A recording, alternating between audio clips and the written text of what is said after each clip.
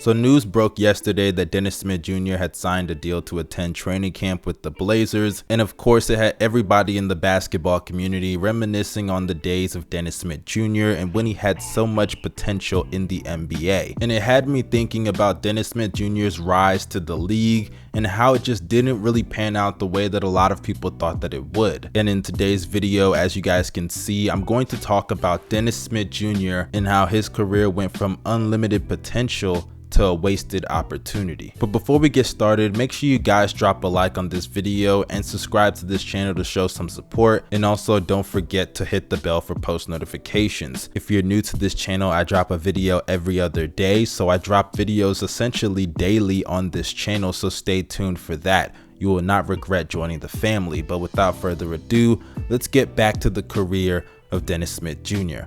When Dennis Smith Jr. came into the league out of college, a lot of people looked at him as the next Russell Westbrook, Derrick Rose, aka the next young point guard with a bunch of athleticism. Because if you were following him all the way from his time in college to the pros, you would know that Dennis Smith Jr.'s athleticism was one of a kind for a player of his age. I mean, I'm talking the acrobatic layup package, the booming on guys that are way taller than him, the bounce, the vertical leap. It was all insane for real. And when he was at North Carolina State, I gotta be honest, a lot of people thought that he had the potential to even be better than a lot of athletic point guards because he had the advantage of shooting the three ball. And we all know you can be as athletic as you want in this league, but if you do not have a consistent three-point shot, you will run into some challenges as it pertains to your effectiveness in the half court. Just ask guys like Ben Simmons and Russell Westbrook. And yes, I understand that not all percentages translate from the college level to the NBA level, but shooting 36% on a good amount of attempts per game and knocking down just over 1.5 of them a game, those are solid numbers. I'm just being honest here, and you really never know how those numbers are going to translate. It can translate for the better and it can translate for the worse,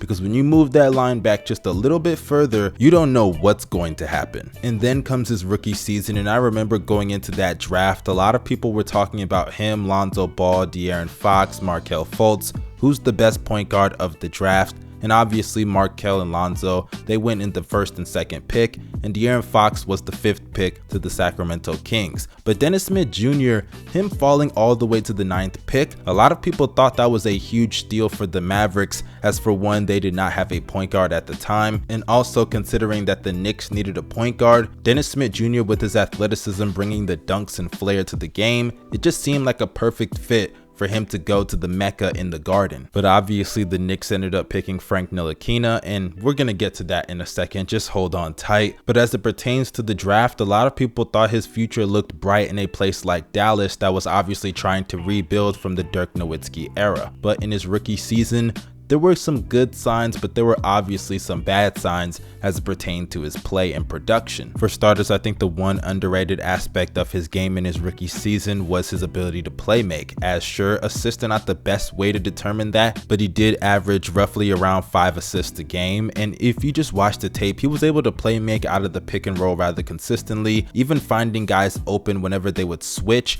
And also in the half court, he was a lot better than I thought he was going to be, because he did struggle with his three-point shot, but he was still able to find the open man more times than not. And in transition, he was a beast, obviously due to his athleticism. And if you just watch the tape, the numbers may not show it, but he definitely showed flashes. His athleticism was on full display. He was able to finish at the rim over taller defenders. He had a couple of poster dunks and some acrobatic layup finishes. And for a rookie, that's really all you can ask. Just show us the flashes and potential and build off of that. But unfortunately, there was some good and obviously some bad. He struggled with his efficiency, shooting below 40% from the field, primarily because he just had the range to do whatever he wanted and took a lot of bad shots. His three-point shot didn't look that good either, shooting 31% on just short of 5 attempts, and the free throw percentage, my goodness, he was not a good free throw shooter out of the gate, and he never really ever became one, as in his rookie season he shot below 70%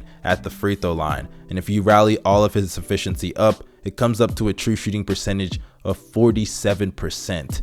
That is disgusting, I cannot lie to you. But nonetheless, his rookie season, in my opinion, was fairly successful because he showed the flashes and potential, and like I said earlier, all you're asked to do after your rookie season is build upon that. But in his second year, that's when everything changed, as obviously the Dallas Mavericks in the 2018 NBA draft famously drafted Luka Doncic. And initially, I, like many others, thought that they could potentially make that duo work, but obviously it did not pan out, as in Dennis Smith Jr.'s sophomore season, Luka completely took over, and Dennis Smith Jr. somewhat became an afterthought in Dallas, and when you watch them play, it just didn't look like a good pairing, as sometimes they would just put their heads down and completely ignore each other while the other is just standing on the perimeter wide open, and they just completely miss each other. And to be honest, it was somewhat predictable that they were going to have a clash in play styles. Dennis Smith Jr. needs the ball in his hands to be effective, and even though Luka can shoot, at that time you really wanted to see what he could do, maximizing his strengths, and the best way to maximize his strengths is by putting the ball in his hands. So naturally you were going to have a clash there, but then it all built up to, I believe, this one game against the New Orleans Pelicans.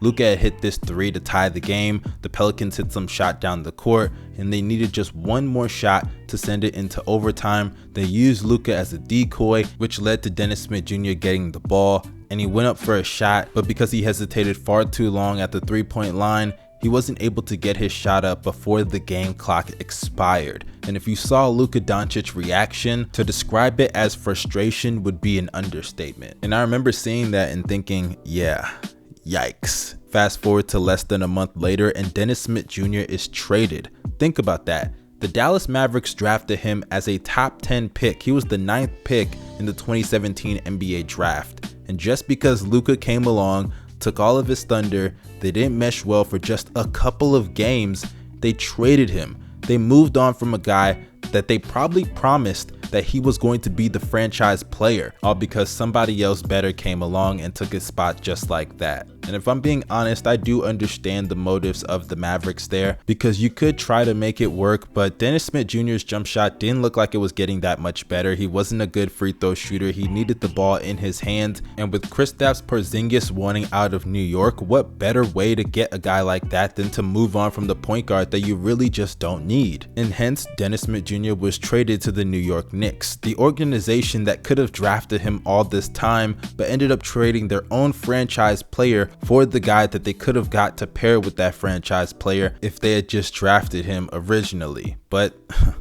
that's the Knicks for you. But getting back to Dennis Smith Jr., I remember when he went to the New York Knicks, a lot of people were hyped for that because they were like, man, this is where he should have been from the beginning. I mean, I remember when LeBron faced Dennis Smith Jr. as a rookie, I think. LeBron even said Dennis Smith Jr. should be a New York Knick right now. But what is it that they say? It doesn't matter the path, it just matters the destination. And obviously Dennis Smith Jr. got to the destination that a lot of people thought he should have been at in the first place. But unfortunately, after a really terrible performance in New York Knicks fans turned on him. Yes, they turned on Dennis Smith Jr.